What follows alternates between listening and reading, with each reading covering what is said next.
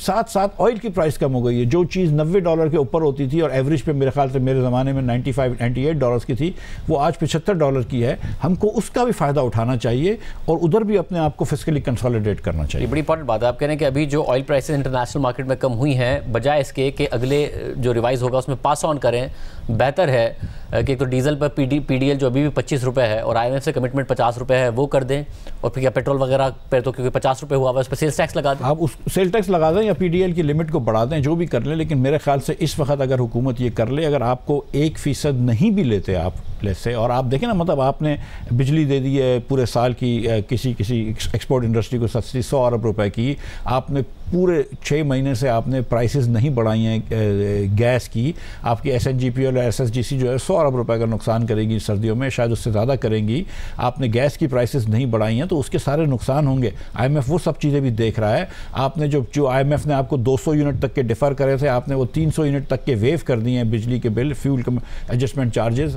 آپ تو وہ ساری چیزیں دیکھ رہے ہیں, تو اس کے لیے پھر آپ کہیں نہ کہیں پہ بیلنس کر لیں. آپ کہیں یہاں سے کمپنسیٹ ہو سکتا ہے, کریں اگر آئل پرائسز میں کو پاس آن کرنے کی بجائے ٹیکسیشن یہاں پر لگا دیں. بٹ جو بجلی آپ گیس کی بات کر رہے ہیں, جون 2022 میں اوگرا نے 45% اضافے کی بات کی تھی, آپ تھے اس کے بعد, آپ نے بھی نہیں کیا, اب ڈار صاحب بھی نہیں کر رہے ہیں. تو اس کا مطلب ہے نا کہ لاسٹ ایئر جب الیکشن آ رہا ہو تو نہیں کرتے آپ, تو الیکشن حل ہے پھر. دیکھیں, گزارش یہ ہے کہ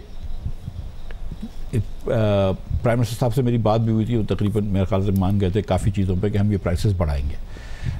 ہم انڈسٹری کو بھی سستی گیس دے رہے ہیں, جتنے کی مانگ رہے تھے ہم اس سے بھی سستی دے رہے ہیں. ہم فرٹیلائزر کو بھی سستی گیس دے رہے ہیں, سیمنٹ کو بھی سستی دے رہے ہیں, تندوروں کو بھی سستی دے رہے ہیں, نقصان میں دے رہے ہیں. اس وقت ایوریج کاسٹ گیس کی جو ہے وہ $950 ہے پر MMBTU, اور آپ جو ہے ایوریج 600 میں بیچ رہے ہیں. یہ کیسے چل سکتا ہے پورا؟ مطلب میں آپ کو یہی بتاؤں نا کہ یہی چیزیں PTI نے کری تھی, اس نے بھی گیس کی قیمت نہیں بڑھائی تھی, اور ہم کو پھر یہ تھوڑی بہت محنت کرنی پڑے گی, تھوڑی بہت چیزیں کرنی پڑیں گی.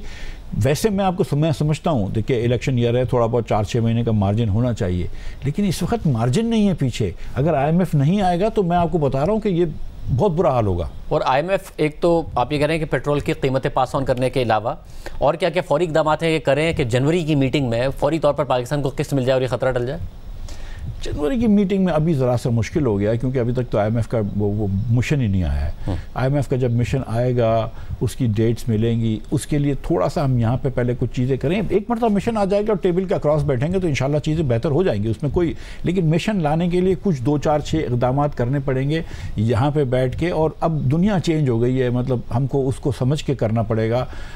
بہت ممالک جو ہیں انکلوڈنگ فرینڈلی عرب کنٹریز, انہوں نے بہت مرتبہ ہم کو مدد کری ہے. مجھے پتہ ہے کہ کتنا مشکل ہو گئی ہے وہ, اور بڑی مشکل ہو رہی ہے. یہ جو سعودی عرب سے بھی مدد کی خبریں آ رہی ہیں, اللہ کرے یہ بات درست ہو, لیکن یہ پہلے بھی آتی تھیں. اور لیکن آپ نے کہا تھا جی بالکل کہ UAE سے بھی آئیں گے, قطر سے بھی آئیں گے, سعودی عرب سے بھی آئیں گے, 3 بلین اور آپ نے کہا تھا پیسے آ جائیں گے, $16 ارب کے ہمارے فسکل ایئر کے اینڈ میں ریزروز ہو جائیں گے. یہ آپ نے کہا تھا. ڈار صاحب کہتے ہیں آپ اپنا کام نہیں کر کے گئے. میں دکھا دیتا ہوں, سنیے ڈار صاحب کیا کہہ رہے ہیں.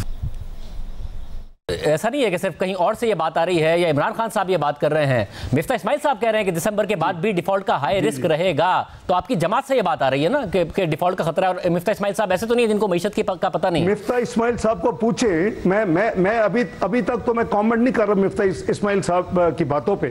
اور مجھے کل کراچی میں بھی چیمبر میں بھی فیڈریشن میں وزٹ کیا, انہوں نے پوچھا, مجھے بزنس کمیونٹی نے بھی پوچھا. اب آپ پوچھ لیں کہ جی آپ 6 مہینے جو تھے, آپ نے اس فسکل ایئر کے جو 22 ملین پلس 10 یا 11 جو بھی کرنٹ کو 31 بلین میں کتنا ارینج کر کے گئے آپ. باتیں کرنی آسان ہوتی ہیں, جانے کے بعد بات ہوتی ہے. میں بات نہیں کرنا چاہتا, وہ he is part of our party and I don't want to discuss him in public.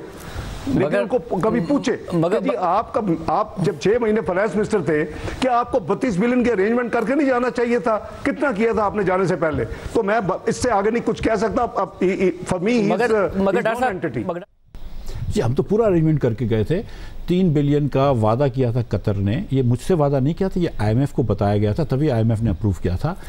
2 billion کا وعدہ کیا تھا UAE نے, مجھ سے وعدہ نہیں کیا تھا, یہ آئی ایم ایف کے بورڈ کو بتایا تھا. اور 1 بلین کا وعدہ کیا تھا سعودی عرب نے انویسٹمنٹ کا, اور یہ مجھ سے وعدہ نہیں کیا تھا, یہ بھی IMF کے بورڈ کو بتایا تھا. IMF کے بورڈ سے, IMF کے ڈائریکٹر سے سعودی عرب کے وزیر تو اکثر پاکستان کے بیاف پہ بات کرتے تھے. تو یہ 6 بلین تھے. اس کے علاوہ IMF نے ورلڈ بینک سے آخری دن تک ورلڈ بینک سے ہماری نیگوسیشن چل رہی تھی کتنے پیسے ہوں گے. اس میں ہمارے سابق چیف سیکرٹری جو پہلے IMF ورلڈ بینک میں ڈائریکٹر تھے ناصر کوسا صاحب, ان کا بھی کردار تھا, انہوں نے بھی میری مدد کری. میں نے بھی اور لوگوں سے بات کری. اس سے ورلڈ بینک سے ہم نے 1.7 بلین کے شاید کمٹمنٹ لیے تھے. ایشین ڈیولپمنٹ بینک کی 2.5 بلین کی کمٹمنٹ تھی. AAIB ایشین انفراسٹرکچر بینک اس کے بات ہوئی تھی. تو ہم نے تو یہ پورا پیکج ارینج کیا تھا, تبھی IMF نے پیسے دیے ہیں. اب اگر IMF دیکھیں لیکن یہ سب چیزیں مشروط ہوتی ہیں IMF کے آنے پہ. اب اگر IMF نہیں آئے گا تو ورلڈ بینک کے پیسے نہیں آئیں گے, IMF نہیں آئے گا تو ایشین ڈیولپمنٹ کے پیسے نہیں ہوں گے. تو یہ چیزیں تو ضروری ہیں کہ آپ IMF کو لے کر آئیں. IMF کو لے کر آ جائیں گے تو باقی سارے پیسے آ جائیں گے. اور اب ظاہر کور انفلیشن کوئی 16% پر پہنچ گئی ہے, جو پورے سال کا ٹارگٹ ہے وہ 23% ہے. ایک ڈیمانڈ یہ بھی ہو سکتی ہے کہ جی آپ پازیٹیو انٹرسٹ ریٹس رکھیں. اب مارکیٹ میں کال آ رہی ہے کہ 16% کا ہو گیا انٹرسٹ ریٹ, 20% پر جا سکتا ہے, ایک اور 400 بیسس پوائنٹ ہے. آپ کل وہ بھی کرنا پڑے گا. دیکھیے اس وقت یہ آئی تھنک کہ قبل از وقت ہوگا یہ بات کرنا.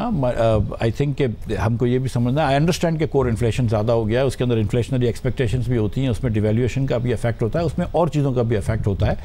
ایک اسٹیٹ بینک جو ہے ایک پروڈنٹ پالیسی لے کر چل رہا ہے. میں سمجھتا ہوں کہ اسٹیٹ بینک کو یہ چیز اپنے انڈیپینڈنٹ حساب سے کر دینی چاہیے, اور اس پہ زیادہ ہم کو قیاس آرائی نہیں کرنی چاہیے. اب آپ یہ کہہ رہے ہیں کہ جی جو آپ کی پارٹی کہتی ہے ہم نے اپنا پورا پولیٹیکل کیپٹل برن کیا ہے, تو الیکشن کے لیے معاملات کو خراب نہ کرے, اور مشکل فیصلے کرنے ہیں تو کریں, ورنہ پھر الیکشن میں جائیں, ورنہ مشکل فیصلے کریں جو کرنے, اور IMF کا پروگرام بحال کرائیں, ورنہ ملک ڈیفالٹ کر جائے گا. آپ یہی کہہ رہے ہیں نا. میں یہ سمجھتا ہوں کہ جو مشکل فیصلے ہم نے زیادہ تر کرنے تھے وہ کر لیے ہیں, تھوڑی سی چیزیں رہ گئی ہیں. اور اب جب یہاں پر ہم ایک مرتبہ ہم جب کر چکے ہیں IMF سے, دیکھیں ایک کسی چیز کو, کھڑی ہوئی چیز کو چلانا مشکل ہوتا ہے, لیکن ایک چلتی گاڑی کو فردر اس میں اتنا مشکل نہیں ہوتا, صرف فرکشن کو اوور کم کرنا ہوتا ہے. تو ہم اب جو ہے IMF سے یہ بات کر لیں. اور میں یہ بالکل سمجھتا ہوں, دیکھیں میری بات سنیے, پولیٹیکل کیپٹل میرا نہیں ہے, لیکن میری اپنی نوکری تھی, اس پہ مجھے کوئی مسئلہ نہیں تھا کہ چلے گئی ہے وہ. مجھے پتہ تھی کہ میں کیا کر رہا ہوں. ڈار صاحب تو روز آ کے میرے خلاف ٹی وی پہ باتیں کرتے تھے اور اینکروں سے پروگرام کرواتے تھے. یہ سب کچھ سب کو پتہ ہے, یہ everybody in my party knows this. That's not a point.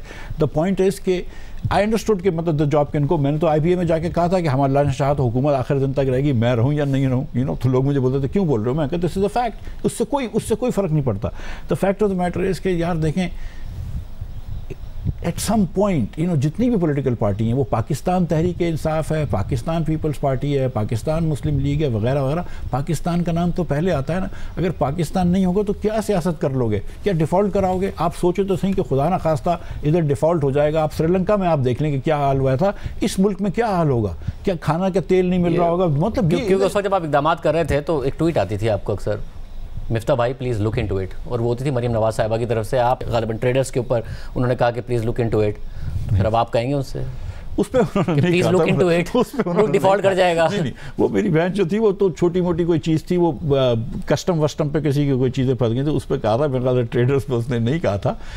اور سچی بات ہے کہ مطلب اگر ان سے مجھے میری فون پہ بات ہو جاتی تھی, اگر ان کو مجھے کچھ چیز کہنی تھی تو فون پہ کہتی تھی. ٹویٹ تو ایسے ہی وہ ہماری ایک آپس کی سمجھ لو مذاق ہی تھی, لیکن اور وہ پھر میم بھی بن گئی. بڑی مذاق تھی, نہیں بڑی کریٹ کر رہی تھی مارکیٹ میں. نہیں پھر بڑی میم بھی بن گئی. میسیجز پہ مذاق کرنا چاہیے, ٹویٹ پر سیریس بات کرنی چاہیے, آپ لوگ الٹا کر رہے ہوتے ہیں. نہیں وہ ایک مطلب میں بات کر رہا ہوں کہ وہ میم سی بن گئی تھی. The point is کہ دیکھیں I'm very clear about this. My loyalty obviously lies with Pakistan and everybody's loyalty lies with Pakistan. میں کوئی خدا نہ خواستہ کسی اور سے زیادہ محب وطن نہیں ہوں, لیکن کسی سے کم بھی نہیں ہوں, ٹھیک ہے. تو میں سمجھتا ہوں کہ اگر یہ مشکل فیصلے ہمیں, یا تھوڑے سے مشکل ہیں تھوڑے سے نہیں ہیں, جو بھی ہے, لیکن یہ فیصلے لینے پڑیں گے. نہیں تو جس راہ پہ ہم جا رہے ہیں وہ راہ پہ میں سمجھتا ہوں, میں غلط بھی ہو سکتا ہوں, لیکن میں یہ سمجھ رہا ہوں کہ جس راہ پہ ہم جا رہے ہیں اگر IMF نہیں آئے گی تو بہت مشکل ہو جائے گا ڈیفالٹ سے بچنا. I don't see how.